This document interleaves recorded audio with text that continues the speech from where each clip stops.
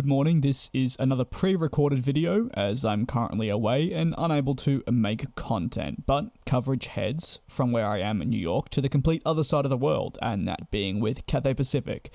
They don't necessarily need an introduction, but what you should know is they've featured on the channel heavily over recent years, and for a good reason, quickly becoming one of the airlines that has faced some of the most rigid restrictions and so forth following the global pandemic. The airline has, however, announced that thanks to the easing of restrictions, they narrowed their first half loss to around the region of USD 636 million or HK 5 billion. However, what can still be said is they're still struggling to restore international capacity. Why is this? You'd think it would get more straightforward due to quarantine requirements being eased gradually. Now, while it does get a little bit easier, it doesn't necessarily equate to everything returning to normal. Quarantine after international flights means that the crew that are jumping on board each specific flight face nights in hotels, which adversely impacts any future scheduling for the Hong Kong-based airline. And naturally, when they are already struggling to source people to work for them as an airline, having these cabin crew be put in hotels is the worst case scenario for them. The first half revenue saw Cathay Pacific move towards HK 18.6 billion, which can be attributed to their cargo demand and some increase in ticket sales. Thanks to its cargo division and cargo capabilities on its select passenger flights, Cathay Pacific has no doubt been given some respite during this pandemic alongside many other airlines that had that cargo offshoot. Of course, one thing we've seen throughout the pandemic and the quickest market to recover, and one that I wouldn't say was too impacted during the pandemic to begin with, was that of the freighter side.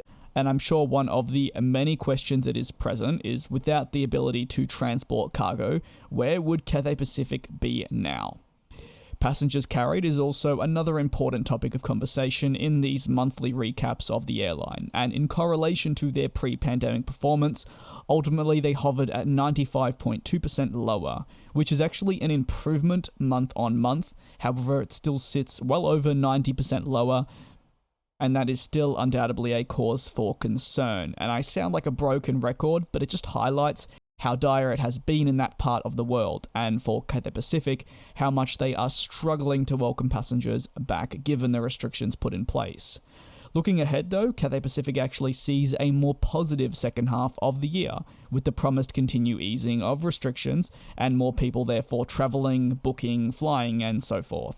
They're even targeting some form of profitability, as quoted in various reports, but given the ever-changing and evolving situation, especially just how sensitive I guess it is in and around Hong Kong, whether they can turn profits and whether restrictions do continue to ease as the year concludes remains to be seen, but I'm sure with our fingers crossed we can only hope for the best.